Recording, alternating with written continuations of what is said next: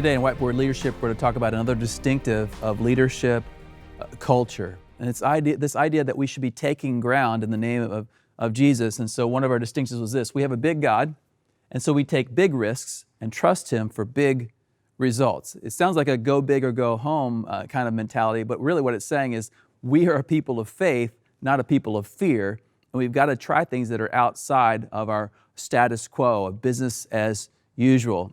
And so I have this diagram of risk versus results. This is the high end of results. This is the high end of risk. Anytime you have an opportunity, you need to write down that list of opportunities and evaluate which quadrant are they in. If something is low risk and has a low opportunity for different results than you've had, then we call this the comfort zone. This is business as usual. This is the status quo, which is Latin for the mess we're in. And we gotta figure out how to leave that quadrant and go to a different quadrant. However, if we go over here, where it's a very, very high risk but has very, very low results, then we're in the danger zone. Why would we spend a lot of, the risks we have, by the way, are things like resources, leadership time, missing out on other opportunities. If the risk is really high but the reward is really low, why would we do that? It doesn't make any sense. We're in the danger zone of wasting our resources, wasting our leadership, wasting our momentum, wasting our creativity. And so you want to avoid it, avoid those kind of opportunities. And then there's these no-brainers that are very low risk but very high results. I call this the end zone because it's a touchdown every time. Why would we not do this? There's no risk to it, and the opportunity is just absolutely huge. It's kind of like, for example, end zone would be actually sharing the gospel on Easter.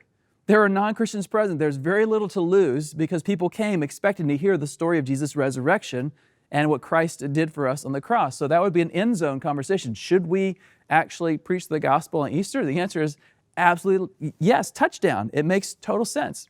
And then this final group, and so you just do those, just do it. And the final group is the discovery zone. They're high in risk, but they're also high in results, high in reward. And that's why we probably didn't do it, because we were so concerned about the risk. And yet, this is where innovation happens. This is the discovery zone. This is the place where new paths are tread. And this is the pioneering spirit. This is the entrepreneurial spirit of the church, finding new ways to reach different people than we've ever reached before. And so I'm just going to encourage you to seize it. It's going to be hard. There's going to be a lot of risk, but you have to become a master of mid-course correction, trusting God. If you've prayed about it, if you as leadership have agreed on it, and you're willing to wrestle it to the ground, then this is a great zone to be in your church.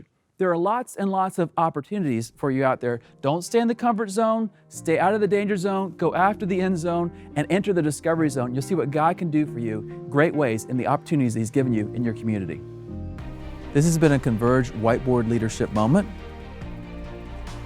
To learn more about Converge or to join us, check out converge.org.